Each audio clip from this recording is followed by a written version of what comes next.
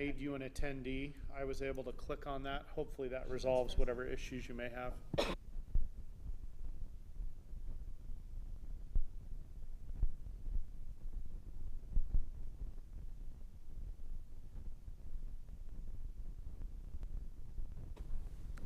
Councillor Shaw, are you able to get what you are needing functioning? I did make you an attendee. No, but that's okay. At least I've got this smaller computer working. But no, it says to me I'm a guest, but Yeah, so it's an IT issue. Yeah, Everything else I have works normal.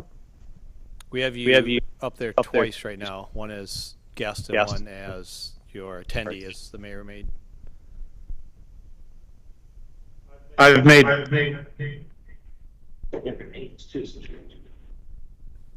Well, can you recommend which one I hang up on, because this had been working up until tonight? Yeah, so the one you're looking at and talking into is working fine here. Okay.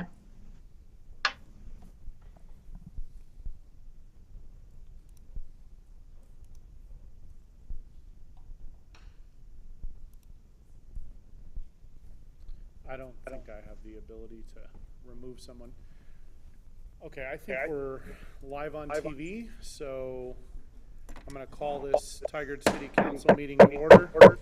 City Recorder Krager, please call roll.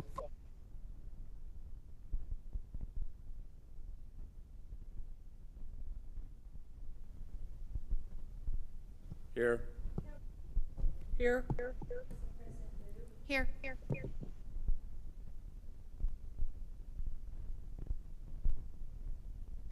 Here. All right, do we need to wait a moment while we're trying to resolve Councillor Shaw's attendance? Yeah, I'm here. I only see myself as once, so I'm not sure, Mayor, why it's coming up as twice. I think it's on the city's IT end. Okay, Councillor Shaw, you can hear us though and see us? Yes. Okay. All right, we're going to proceed. We do have you on the screen a couple times. That's Great. all right. Let's move on to the Pledge of Allegiance. Everyone join me.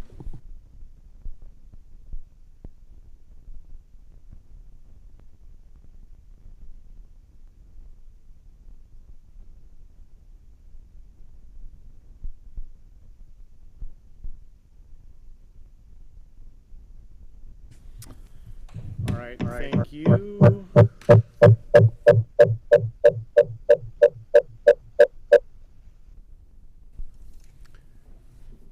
Let's see, staff or council any non-agenda items? Councillor Liu? I just think we should note that today is the last day to register to vote for the upcoming November 8th election. Yep, midnight tonight on the Secretary of State's website. Good reminder, thank you. Anything else?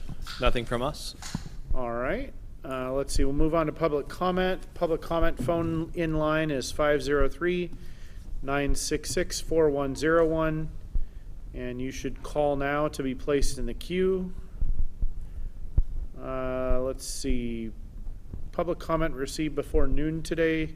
City Recorder Krager. I don't think I saw any. Did we have any? We had 2 comments for the urban agriculture project. Okay. And they've both been, one person actually testified at the hearing last night, and the other one was also copied to the staff. Okay. Thank you. And we'll move on to phone-in public comment. I don't think anyone signed in to speak. I don't see anyone here that's a member of the public. So we'll move on to phone-in public comments. Mr. Vang, do we have any phone-in public comment? We have one caller.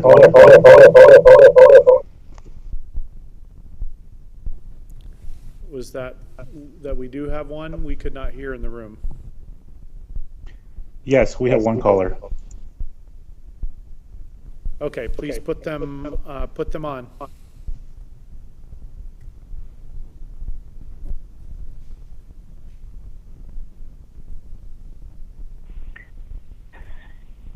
Please go ahead with your testimony whenever you're ready. Try to keep it to 3 minutes.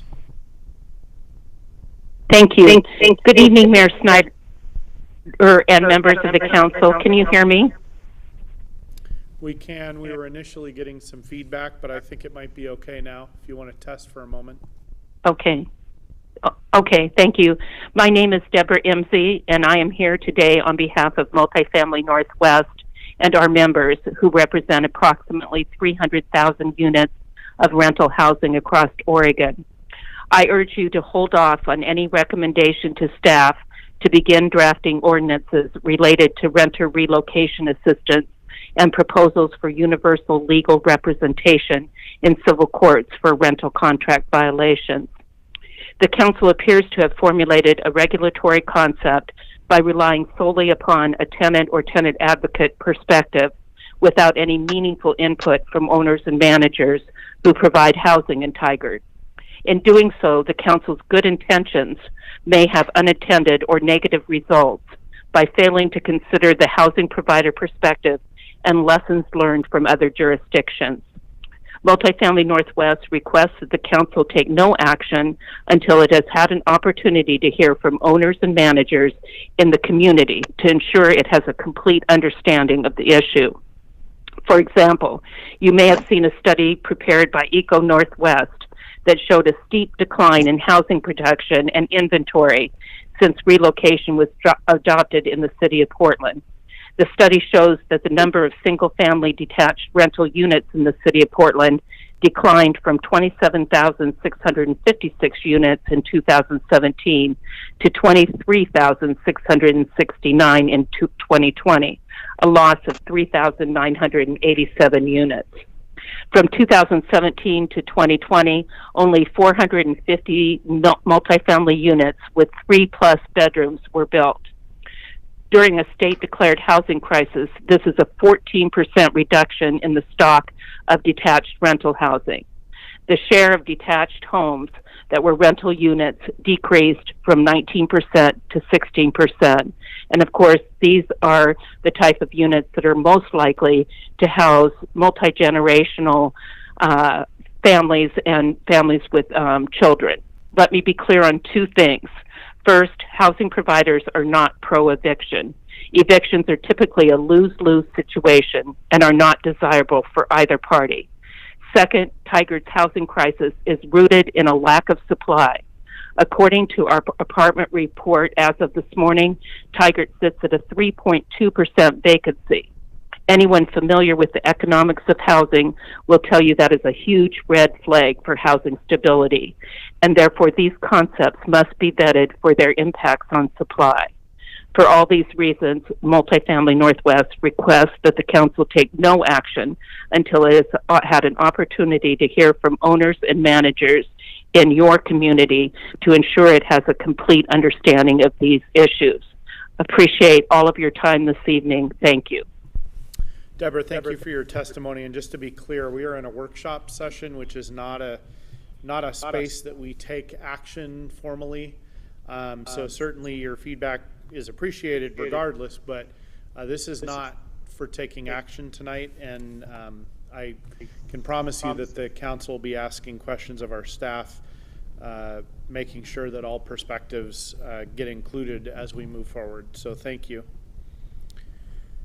I appreciate that, and I appreciate that feedback. It was a little difficult to tell from the agenda whether or not staff was asking for, they had an action request, and so it was difficult to tell if they were asking the council for a move forward. So I appreciate everybody's time this evening, and obviously we're here to be of assistance to staff or council members or yourself if folks are in need of information. So thank you very much. Thank you. Mr. Vang, are there any Have a other good night. callers? There are no more callers. Okay, thank you. All right, we'll move on to item number 3 on the agenda, which is backyard habitat in Tigard. Mr. Pagenstacker.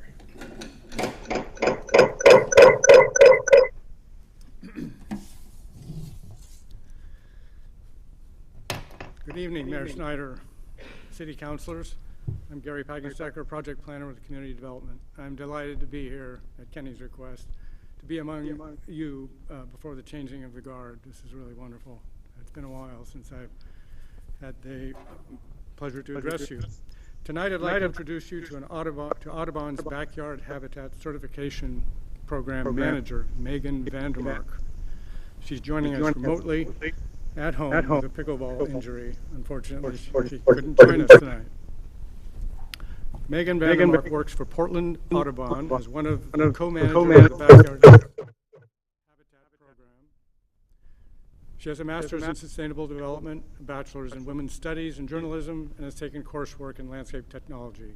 Prior to Portland Audubon, she worked for Friends of Trees, coordinating their Southwest Washington tree plantings and tree care efforts.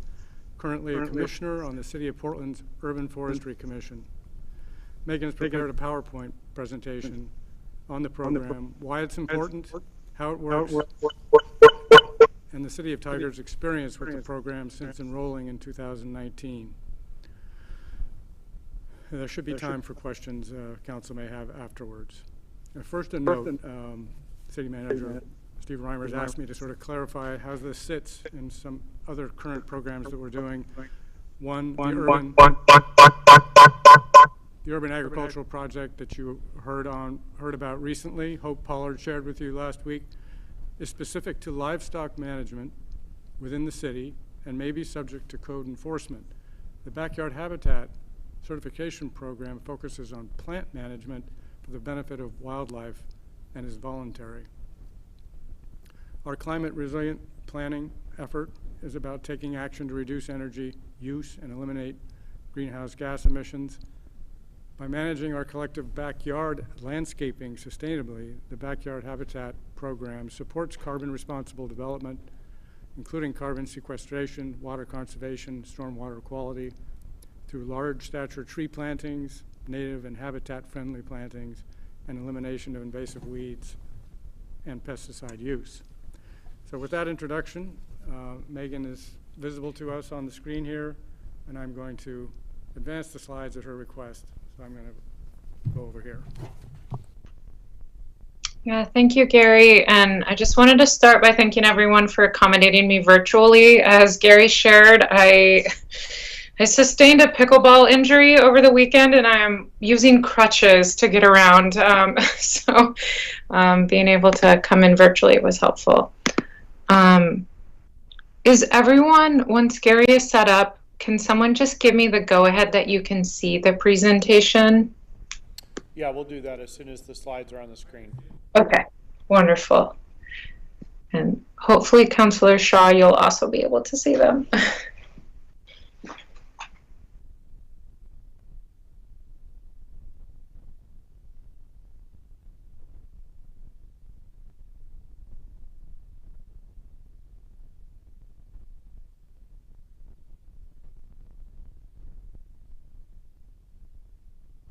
Councillor Shaw, can you see the slides? I don't think you can because I'm looking at the Teams meeting.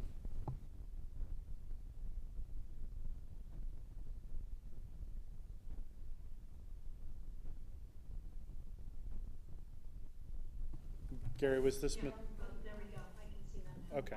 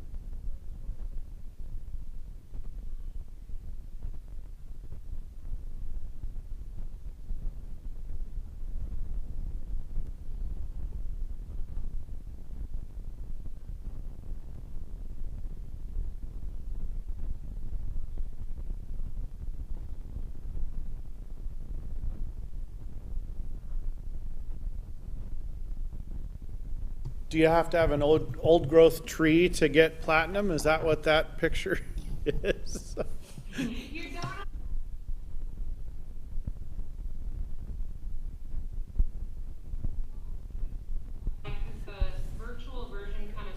Yeah, we can see it in the room, but I do see that it's fallen off the Teams.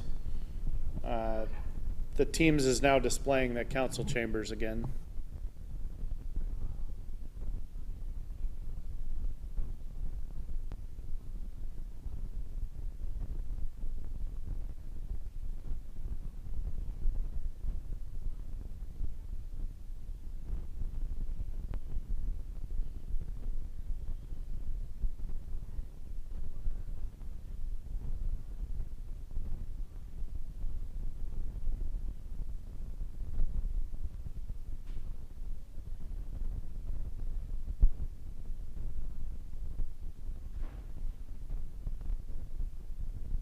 Yes, we can see it.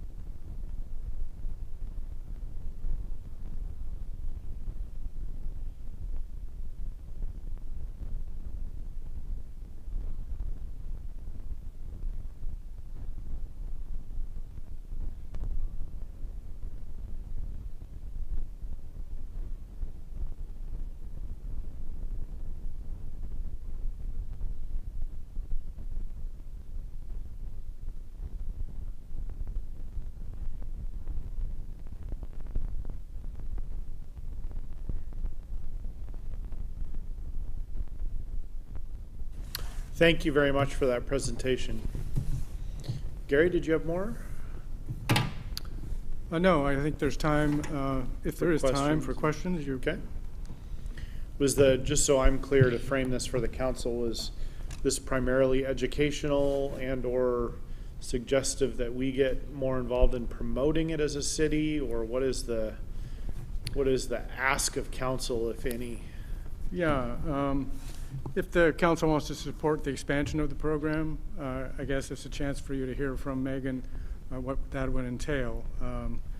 Kenny set this up to begin with, so I'm not privy to what the contractual arrangement is, but as you can see, there's more demand than they have.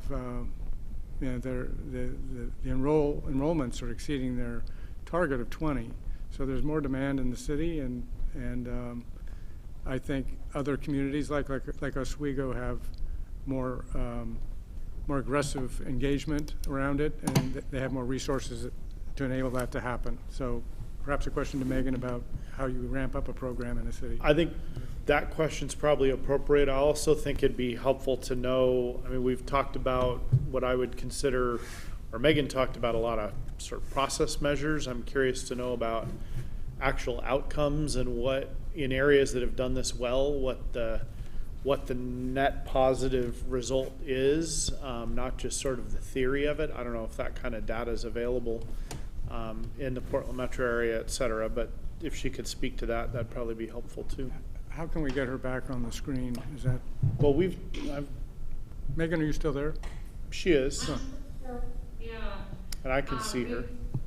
Yeah, maybe I can try to wrap those two questions, I think, into one answer. So, I mean, part of it, Gary gave the Lake Oswego example. Part of it is like, we always have to match, like, kind of, you know, the work scale we do with the funding level we have, right? Because we have to be able to pay to sustain ourselves. So Lake Oswego is kind of a unique example in some ways, but they have really given us a lot of funding to really help focus on doing a higher level of outreach, right? And so to do a high level of outreach, it's also helped us be able to do more site visits. So, right, more funding, of course, allows us to do more work, right? We always have to balance those things. In terms of just the impact on the program, and one thing, you know, I do share this with Kenny, but we do also track change over time, right? So when someone has an initial site visit, we collect all sorts of information about the on-the-ground site visit data. And then when we go back, we also tracked information, right? So you can actually literally look at that to see change over time in all of these different actions. So I think that's very specific data that we can track and do track. I mean, those I don't know. Still more process metrics. I'm thinking more like, you know, there were 28,000 fewer birds killed by cats last year in the Portland area, or whatever. Like those kind of like sort of your ultimate outcome metrics. And I don't have to belabor that point tonight, but it'd be helpful ultimately to. I think that'd be also a way to demonstrate the value and what we may want to. You know, what may prompt us to invest more, or other communities to invest more. And the cat one is just an example. I'm not suggesting that's an important one per se, though it sounds like it is an important one with what you're saying. It is, yeah. Other questions or comments from the council? Council President Liu, and then Youth Councilor Nog. Yeah, no, I can just say that, excuse me. One of my coworkers went through this process. She lives in Hillsborough, but it was really interesting because she would update us on a regular basis going through it and talking about how her backyard was transformed, and it really helped frame the way that she was thinking about her backyard and the way that she was building it and approaching landscaping it from a different perspective. And she has talked about it. She's only lived there a little over a year now, but really talked about the way that it has changed her yard and the kinds of visitors that come to her yard, just with a couple of changes as far as moving things around and adding native plants. So she's noticed changes. She in what has comes to absolutely visit. noticed. Interesting. Yeah, she's absolutely noticed changes already, and she did add a bat box, and she's very excited about that. And she was, just to give some perspective, she was actually certified platinum, I believe, and has done just a ton of work to her yard. And so it was just interesting to hear that. While I didn't go through this program, I mean, I can even talk about in the house that I just moved out of, you know, over 6 years doing a ton of different landscaping in the back and removing blackberry, which is, you know, it always just wants to come back. It's a tough thing to fight. Yeah, but really adding a lot of native plants and adding a garden and adding lots of flowers just in the 6 years, the transformation that my own backyard in Tigard went through was incredible. We went from really never having any sort of insects to seeing ladybugs all the time and bees buzzing around who were very gentle, and just tons of different bugs. And so it makes me think maybe I actually should have gone through the program in my previous backyard, or maybe I now need to go through it in my new backyard. But just, you know, from the perspective of just even small changes, what a difference it made in our yard. From a personal perspective, that encouraging this program, or at the very least promoting it in such a way, I think could do wonders, especially from the educational aspect. So thank you for visiting and bringing more awareness. And I have to say, I drive around Tigard and I see several houses with this on their fence, proudly displayed that they have certified backyard habitats, which is just cool, because I knew about the program to begin with, but now all of you may be spotting it as you drive around. So I just wanted to share that perspective. It's good to know. I actually didn't know about the program before it was being presented to council, so as you suspected. Youth Councilor Nog. Okay, so I have 2 questions and like 2 comments, so it balances out. Is air quality mentioned in the backyard habitat program? Like if you have like an outdoor campfire, or if you barbecue often, or if you like use a ton of fireworks, how is that addressed for insects and birds? Yeah, I have never gotten that question, so that is a fascinating question. I would say it isn't currently, but interestingly, we are in the process currently. It'll take us a little bit, but of updating the program to explicitly speak to climate change within the program more directly. So we're kind of on the front end of that process. But I think we recognize that there's more we can do there. But to answer your specific question, not at this point currently. Okay, second question. We talked a lot about outdoor cats. Are outdoor dogs a problem? Not in the same way. Interestingly, it's so, I know sometimes it makes people squeamish to talk about this, so I just want to acknowledge that, but it's just the predatory nature of outdoor domestic house cats that are kind of left. Statistically, their impact on birds is dramatically different than dogs. Like dogs, it's kind of nominal. So it's really outdoor domestic house cats. They're just, if anyone knows one, they're quite prolific, unfortunately. So yeah. Grab birds straight out of the air, and cats do. I know. That's terrible. Yeah. Yeah. Okay, so I guess my third thing is that I was pulling Ivy with like this Boy Scout troop a couple of weeks back, and they mentioned how they had a program that collected all these Christmas trees every year, and there's somewhere up in Bull Mountain, I think, where there's just this pile of trees waiting to get mulched. And I think it's a great partnership in the future that we might consider into, like, community members that want to mulch their yards but maybe don't have the funds can just work with them because they're like, I don't know what we're going to do with all these trees. And I'm like, oh, well, that could work out. Okay, so staff idea there. Connecting disparate parts of the community. Councillor Goodhouse. Yes, thank you for the presentation. Two comments or questions. I love the idea, but I wonder if, as a city, how we can also work in with, I know Tualatin's a bee city, and I wonder how this program kind of ties into the cities that are bee cities. I mean, you have one side where you talk about the natural plants and habitat and so forth, but in order to have that, you need to have that bee population stay around. And I know that that's a big problem, concern to have, if our bee population, if it's dwindling or not, we lose that, then we don't necessarily have those, with one, you don't have the other. So I don't know if maybe as a city what we look at with combining with this program and being a bee city. And also the city has the streets street trees program.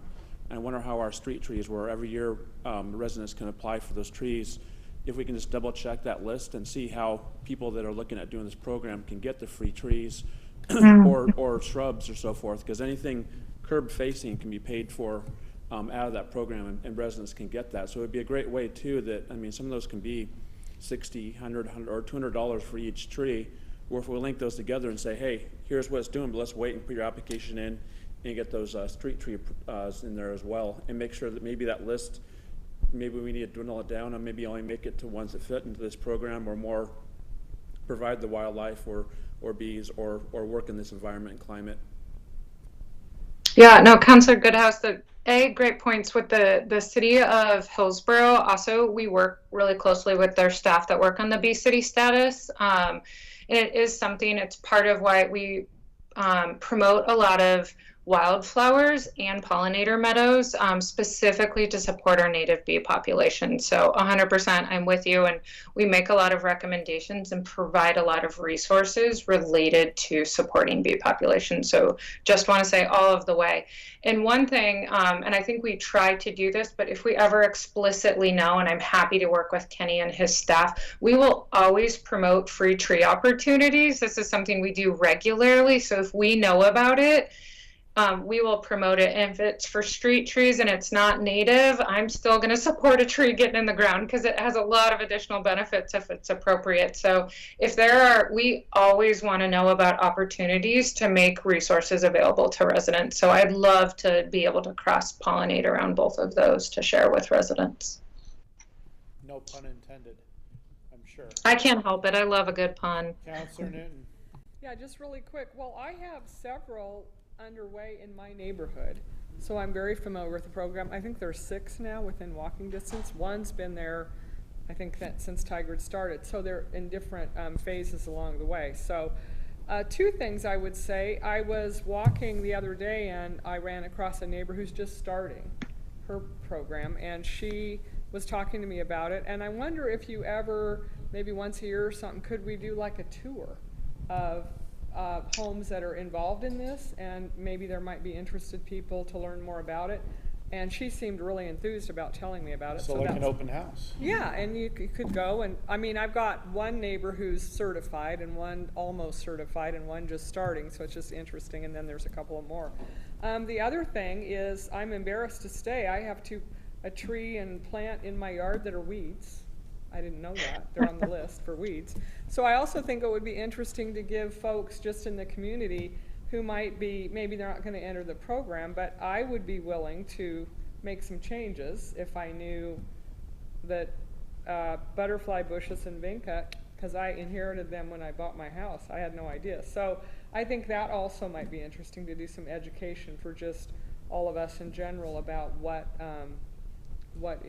would be more attractive to birds and other wildlife. So I do have a lot of birds in my yard, but anyway, so those are my thoughts. Thanks. Yeah. Well, I'll share really quick. I'll share, if you're a program participant, we do something called an open garden tour where participants can visit each other's yard. And we have done in the past, it's been a little weird because of COVID, but we have done in the past where we'll do like an event in the city of Gresham, for instance, and make it open to the public. So we have done that, and we're always happy to coordinate around that as well. Councilor Shaw, any questions or comments? No, just a fascinating presentation, and thank you, Megan. We have a number of bird baths in our backyard. We're fortunate enough to have them, and birds love it and gravitate towards it. And perhaps we can cross-pollinate between our communication channels just to educate further the community about perhaps even dogs. I know there's a lot of dogs too that, depending on species, like to go after birds, but just an opportunity to educate. So thank you. All right. Gary, anything further? No, thank you, Mayor, councilors. Appreciate it. Did you get whatever direction you wanted to, if any? Yes. I think I think we want to be more engaged in this. Excellent. Excellent. Okay. Councilor Well, Goodhouse. thank you all for listening to me talk and being so welcoming and accommodating me. And I also just have to thank Gary and Kenny. They've been really wonderful to work with. So you have some great staff. So kudos. Thank you. Councilor Goodhouse? With that topic, what would it, I mean, can we have another time come back to see what it would take to be a B city, kind of like what Tualatin, and I don't know how many other cities around are doing it, but I think it's more of the way public works or way we operate. I don't know what the qualifications were, but it'd be, since this topic is kind of raised and we're looking at it, it would be nice to know what it would take for us to become a B city. Great. All right, thank you very much. On to the next item on the agenda, item 4, tenant protections. Mr. Warren.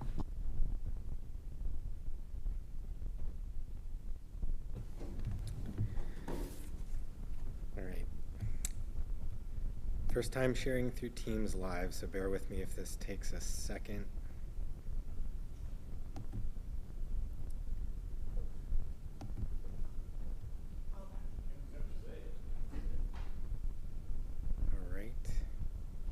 True test.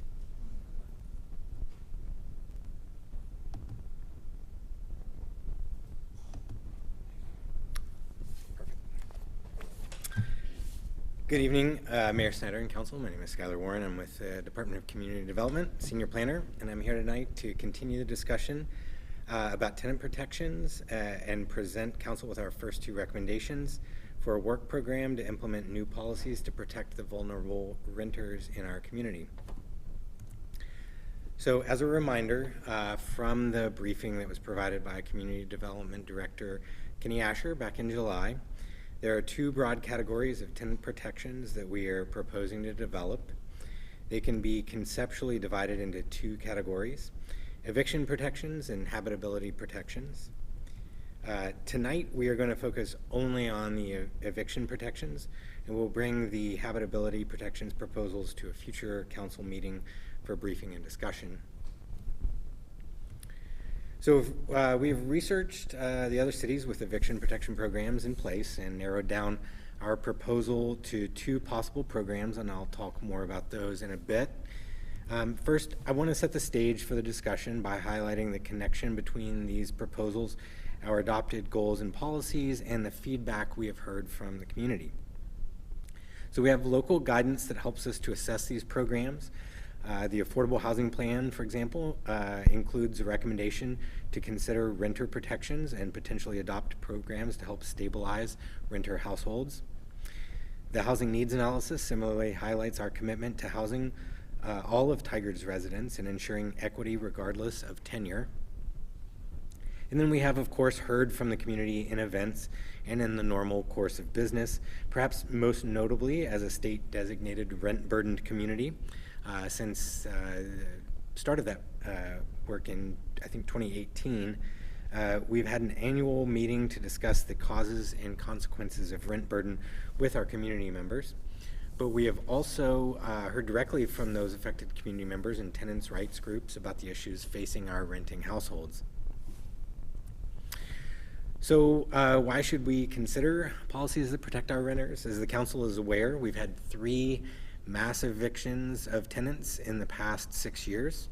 The most recent one at Crown Oaks affected 58 lower income households, many whose first language was not English, and a significant number with children attending Metzger Elementary School. These families will have to go out on the market and find a new place to live in a market where housing, particularly low-cost housing, is already a scarcity and prices are continually increasing. The city may have lost these households permanently, and let's be honest, some of these households may not find new housing at all. This was not a regulated, affordable complex, and so the property owner was able to simply give 90 days notice and mass evict the tenants.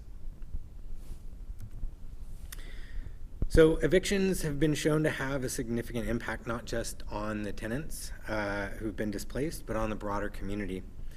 Multiple studies have demonstrated these impacts. So for example, evictions are a direct contributor to the issue of houselessness. Ensuring that tenants have an equitable chance to stay housed and to have a safety net in finding new housing when they are given a no-cause eviction may be the single most consequential near-term action to support Council's Goal 1 on homelessness. Evictions are a public safety issue as they have been demonstrated to lead to greater crime rates in communities. Evictions are an equity issue, with households of color and single mothers disproportionately being evicted. Further, households with children are actually more likely to be evicted. This is a health and public welfare issue, with multiple studies demonstrating the adverse mental and physical health outcomes for parents and children who are evicted. And one study found that the spread of COVID and death rates attributed to COVID increased in communities where eviction moratoria had expired. Evictions have the opposite impact of homeownership, where familial wealth generally increases. Instead, evictions often lead to a cycle of poverty and further evictions down the road. And finally, one study even found that evictions decrease turnout for elections, further disenfranchising the communities who are disproportionately evicted. So in researching policy options that could help the city of Tigard combat these negative consequences of evictions, we found that there are two that rise to the top. The first is relocation assistance for tenants. This is a one-time payment made by a landlord to a tenant when certain triggering events occur. And the second is legal aid for tenants, more frequently known as right to counsel. So relocation assistance is a tool that can help to address the impact of an eviction. An eviction, of course, is a major disruption to the life of tenants, with financial risk and consequences, impacts to jobs, and the potential for life-changing adverse childhood experiences.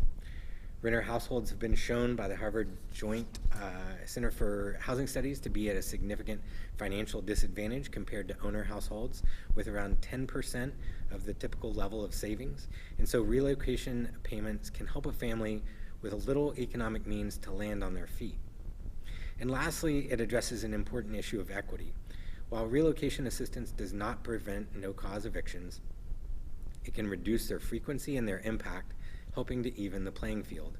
After all, there is no such thing as a no-cause foreclosure. So I understand that the council expressed some questions and concerns about this type of program, so I want to go ahead and provide some more detail on how relocation assistance programs have been implemented elsewhere that may help to provide more background and hopefully address some of those concerns. So I first want to describe how relocation assistance generally works. So this is a direct payment to a tenant who has experienced some kind of adverse outcome of their housing agreement, more typically known as a lease. It's important to note that the city may opt to define whatever adverse outcomes qualify in order to trigger this requirement. The two most common triggers are a no-cause eviction and a rent increase that exceeds certain parameters. I want to emphasize that a no-cause eviction is a situation where the tenant does not have unpaid rent and has not violated the terms of their lease, but for whatever reason the landlord opts to evict them. The second most common trigger for relocation assistance is any situation where a landlord increases rent beyond an allowable threshold. So I think it's important to note what relocation assistance does not cover. Say your tenant is 3 months behind in rent and you have to evict them. They would not receive relocation assistance. Or say the tenant has been playing loud music all night long for a week, has been cited for violations of nuisance code, or they have damaged the rental unit. These are considered violations of most leases and would allow a for-cause eviction, which would also not trigger relocation assistance. But then let's consider the Crown Oak situation. The tenants are on time with their rent, they have not done anything to violate their lease, but a new property owner wants to evict everyone and rehab the building in order to increase rents. This is a situation that would require relocation assistance to help those households with the unexpected expense of finding new housing and relocating their entire lives unexpectedly. These households may not just have increased costs for rent, but also for commuting to jobs, and the children may have to unexpectedly change schools. So with the council's go-ahead, our plan to continue to develop this program, to design and implement it, would be to first engage with our stakeholders, both tenants and landlords, and also look to local precedent. Based on this, we would then build a program to meet local needs. That would then be brought back to council for consideration to adopt it into the municipal code. And looking at housing policy around the region, it might be advisable to create a new housing policy title in the municipal code, but there are other options as well. So the second of the broad policies within eviction protections are what we call legal aid or right to counsel. This program is intended to help address one of the greatest power imbalances in housing, the access to legal representation between tenants and landlords. Nationally, 90% of landlords have legal representation, while only 10% of tenants do in any eviction proceeding. This is a major issue when most of our tenant protection laws at the state level have no enforcement mechanism other than to begin legal proceedings.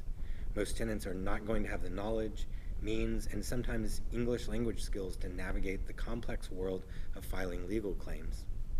So without a mechanism in place that evens that playing field, tenants are more likely to be unjustly evicted.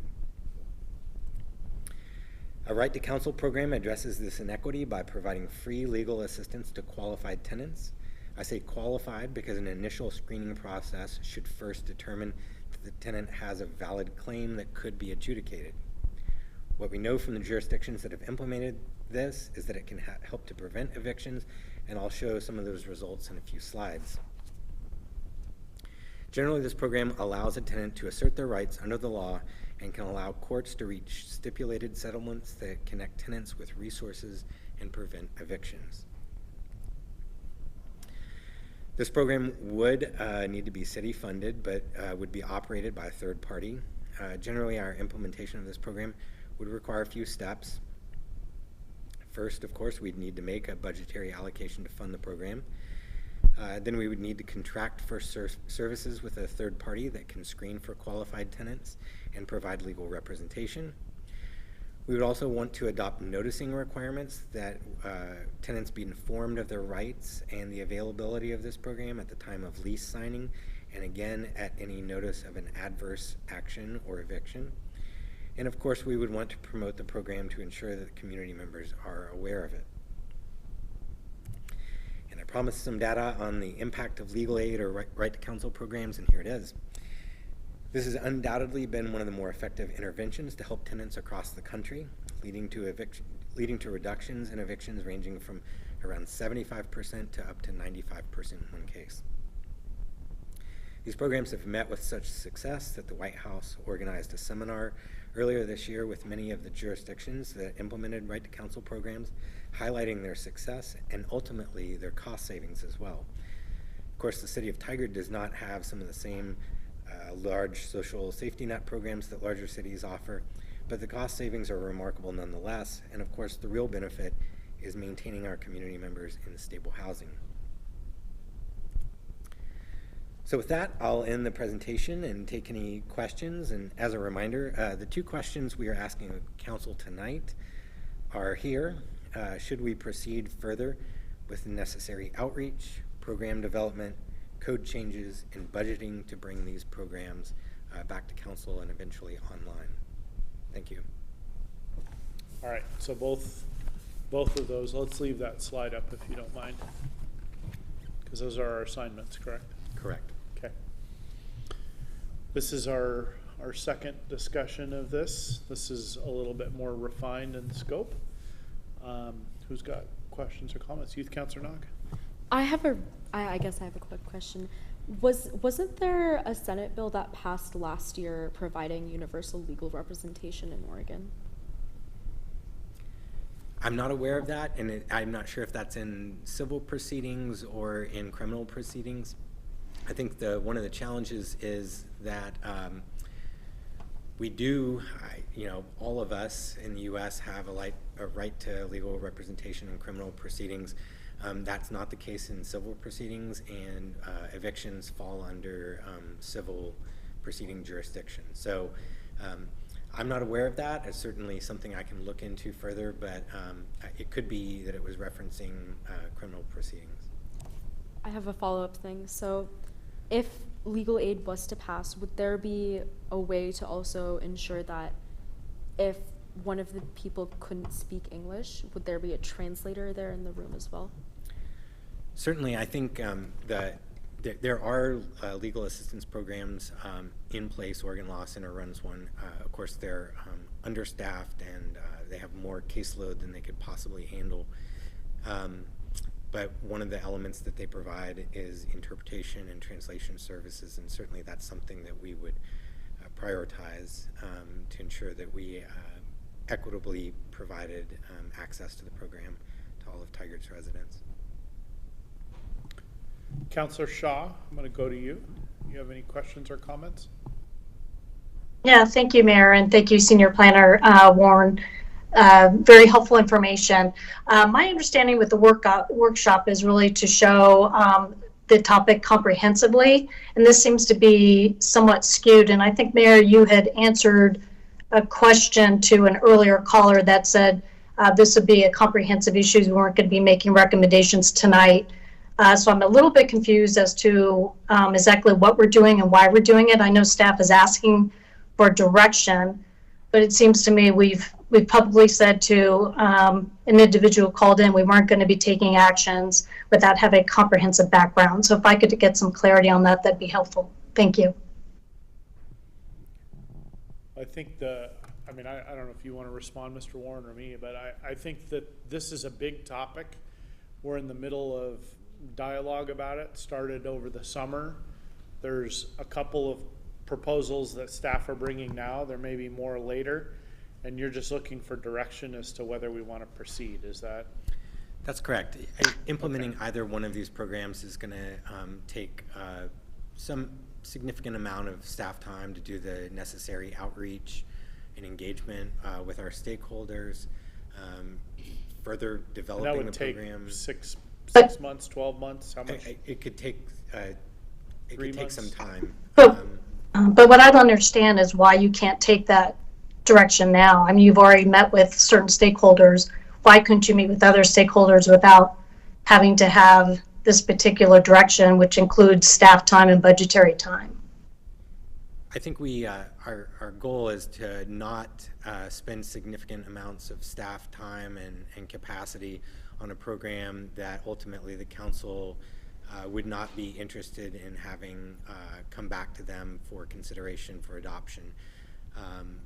Because it wouldn't just also be staff time, the stakeholders would be affected. So if we're going to involve Multifamily Northwest, Right, tenants, right. No, I understand that. I'm just wondering why you haven't reached out to all stakeholders to develop a more full package to bring forward to us, because it seems you've spent a significant amount of time on this already. So just a question why all stakeholders haven't been engaged to date, so we have a full understanding what the issue is.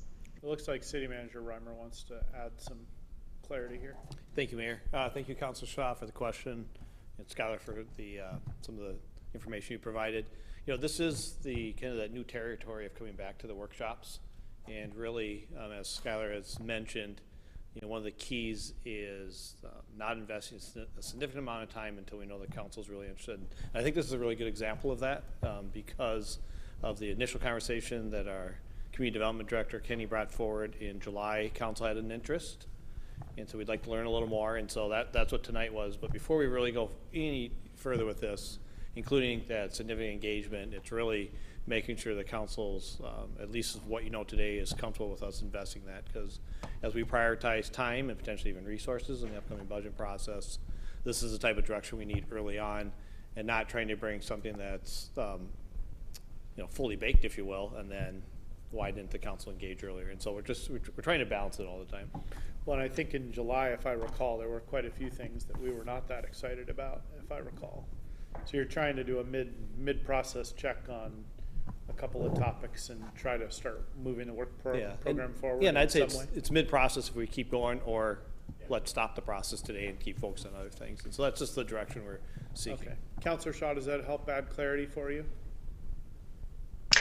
It does. I'm just concerned. I think we have a lot on our plate, and we still have a whole host. I'm waiting still from City Manager's dashboard of all the requests we made in the past of projects that haven't come near completion. So I'm just concerned yet again, adding something else to staff plates that they may not have the time for. So particularly without full stakeholder feedback. So thank you. I appreciate the discussion. Councilor Goodhouse. I agree with some of the comments made too. When I read the agenda tonight, it did seem like kind of more for us to point in a direction to move for implementing, as opposed to kind of more of a feedback and direction. So there's some concerns here too, as far as with me, is what the cost for the city for this. Can we handle it with our bandwidth with what we have? I know we have, our budget a lot of times says we don't have enough money for new programs or for staff. And I'd just be curious what is going on in the state already for programs that could be follow this program anyways, and really work with our stakeholders so we have more information how this may affect us as far as the pros and cons. If we were to look at this, how could this help us, or what would be the negative aspects? My concern is yes, people are having evictions and being moved out, but there's also cities that have seen a stop in building or development due to some restrictive policies put in place. So that's where I'd like to see a little bit more from both sides. Is we hear from people being evicted, but what's also the consequences if we're even considering this from stakeholders that are in this industry that could be a negative effect. But that was a little bit of my concern, as it seemed like we almost wanted a direction here that would go to implementation right away. So if we're looking at more of a longer process, that's good, but I want to engage more and have more a robust conversation and have everyone involved. I think just to make sure we're clear, like, the conversation tonight is, do we even want the staff to work on some of this stuff? So, to the extent that that's providing direction, I guess that's not the council taking any final action, and I don't even know what will come out of the stakeholder engagement. But if we want to move forward with something, that would need to happen. Has to happen at some point, and it shouldn't happen before we say we're interested in it. Some of this stuff has to come first. Yeah. Well, and I just, well, on that note, I'd say that, need more information to determine if we really want to move forward. That would be maybe doing a little bit exploratory to talk to stakeholders to see what direction this would go, or if there's already programs out there, or we, as a city, we don't even need to get involved in it. I agree with Councilor Shaw a little bit that we do have a lot on our plate. We do have a backlog, I think, of items that have come forward to us, I think, that we still haven't resolved or moved forward on. So I wonder if we're adding too much to our bandwidth as well. I think on point one, to what you're just describing, or to the first question, might be interesting to see if we can get stakeholders to some sort of consensus, actually, on how this might work. City Manager Reimer? Yeah, and I could also envision this something like the home project that we're working on. We had Hope and Tom here last week. We had some check-ins. We came back to the council, checked in again. I could see, as Skylar said, we're not certain the time, if it's 3 months, 6 months, or 9 months, but there would be some key points where we could have initial check-in. Here's what we've heard, and keep moving forward. So that's probably a process we're going to look at using more often, to be honest with you, where these larger ones. And just for clarity, I want to make sure from a prioritization with community development, you heard the update last week from our community development director and the tracking of our different projects. So we'd be happy to discuss those, but we wouldn't be bringing it forward if we didn't think there was a need, and then second, if we think we could actually prioritize this within our work. So as you described that, City Manager Reimer, I think it's important to realize that, like, this council is not going to be the council in place in 3 months. So we can we can tell you all what we think, but this stuff is going to be coming. You're going to be bringing this back to somebody else, or to a very differently composed council. So, that Absolutely. Probably should be sort of put into the thinking here too. Councilor Newton? Oh. Just a couple of things. On the relocation assistance, you talked about no-cause evictions, and then it sounds like we're really thinking that's more common in these mass evictions. Is that correct? That's correct. Okay. I'm really concerned about mass evictions and the impact on those residents, but it seems like there's a lot of things that could happen. More notice, the property owner giving those folks specific direction as to what their options are. We're asking about relocation assistance here. I'm not necessarily opposed to it, but my broader question is looking at mass evictions and the impact on, you know, the property owners, the residents, the community, because that's a pretty major deal in the community often, and it's a major deal to those tenants. So I guess if you're asking about looking into that whole issue about how to address those mass evictions, then I think it's important to move forward on that. We're asking about relocation assistance. Is that just a piece? Are there, I mean, I'm wondering, are there other things that ought to be in the code or requirements that we would have if something like that occurs? Longer notice, specific information about what tenants' options are. So I feel a little bit like we're getting a specific recommendation without kind of a whole picture. That's my take on that. What do you think of it, like, what would you consider a mass eviction event? Like more than 5 like units? Everybody in the complex, like, that's what I think you're talking about, right? Or what about a single family? Well, a single family, it's interesting because usually when they get evicted, it's either because the property owner's going to move in or, you know, something like that, sell it. I mean, you talked about those exceptions, and that's why I ask, are we generally talking about big mass evictions and not just a single? Obviously, if that was a no-cause eviction, that's a concern, but I got the impression we're talking about those bigger wholesale, a whole, whether it's 10 units or 40, that's a whole community that's been evicted for no cause. We should check on that assumption, Yeah. because I don't know how. And so that's what I'm that's being struggling envisioned. with a little, is I feel like we're getting one aspect that could be helpful, but I'm thinking we need to think more broadly about mass evictions and the impacts. So. Yeah, so I should put a finer point on that. So the mass evictions, even though they're mass evictions, are really a subset of a type of no-cause eviction. And you're correct that in those instances where you know, an entire complex is evicted en masse, that those are no-cause evictions. But certainly the no-cause eviction program could be designed to, you know, apply to the single home. And it's also worth noting, you alluded to some exemptions. I didn't highlight that, but in the cities that do require the relocation assistance, in the case of a no-cause eviction, there are a number of exemptions and carve-outs. So for instance, if it's your home and you're moving back in, or you're moving a family member into that unit, or you plan to sell, you know, it's the only unit you have and you plan to sell it. There are a number of existing examples of those carve-outs, and certainly we could develop a program that added more of them depending on the council's, you know, direction. So, I'm sorry, Mr. Warren. So if we talk about the impacts on no-cause evictions, then we can, instead of mass evictions, we can talk about it that way. Then I think it would be good to come back with more of a whole approach, because as I was reading all the articles that were attached, there were requirements that notice be given as to what their legal rights were, and, you know, all those kinds of things. So I could see if we were going to develop more of a program, that makes sense than just saying we're going to enact relocation assistance without a whole picture. With regard to the legal aid program, what concerns me the most, and when I read everything, we don't have, we have no enforcement at the state level, and that concerns me. I mean, I don't know, that's a problem for me.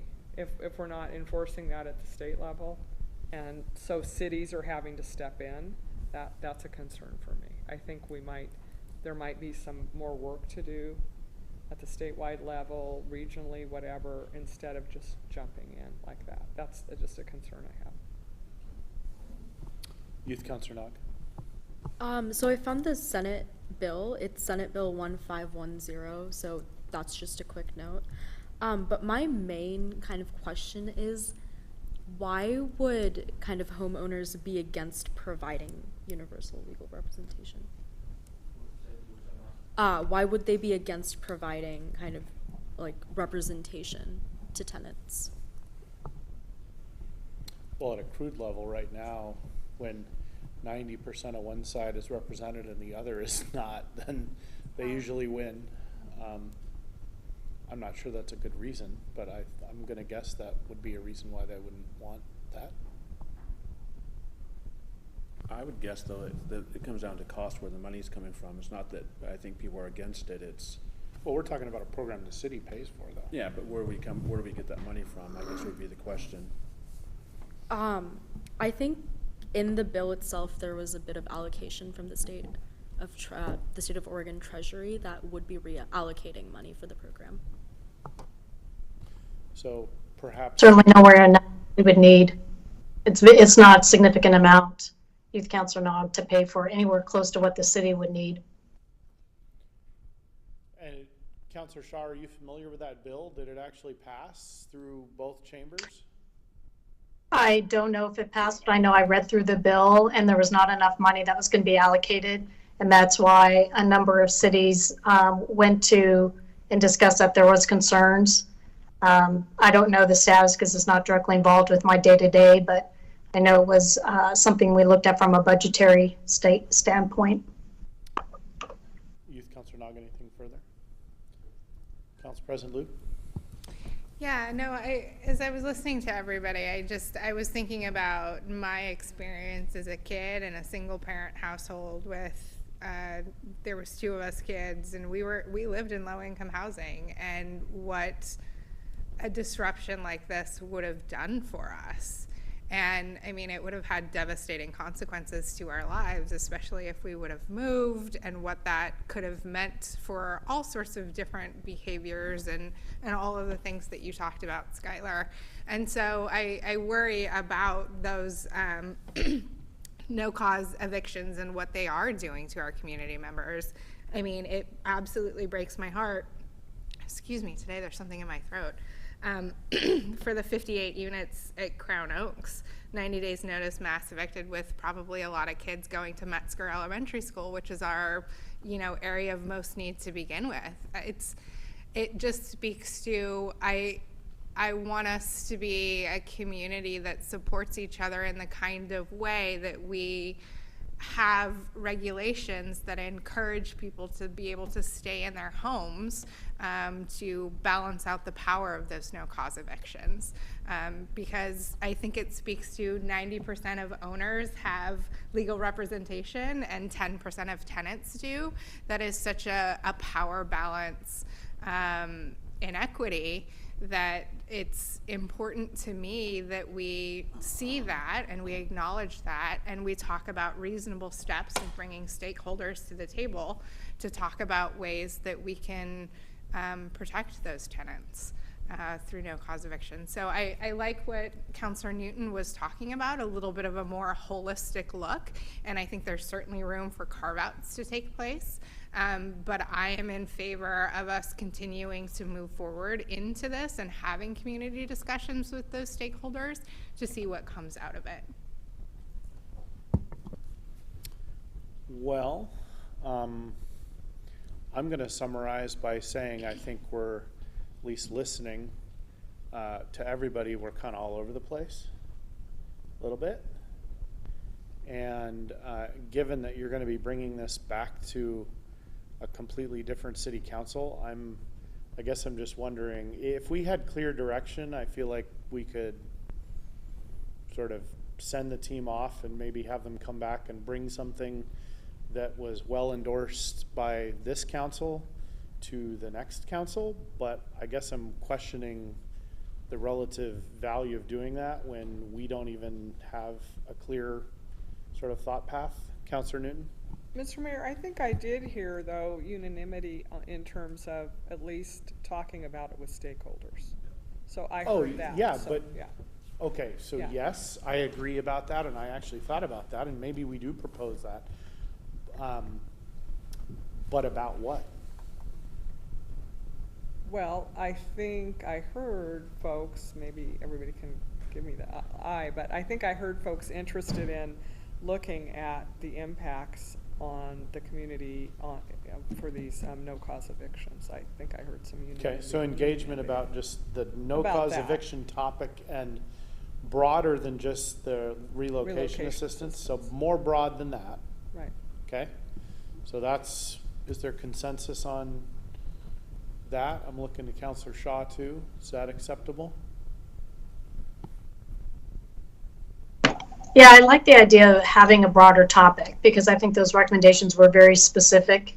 And so, yes, I would like to move forward with, I think it's very important. It's important to each one of us. Nobody likes to have mass evictions or any evictions. So I think the discussion broadly that engages stakeholders makes sense.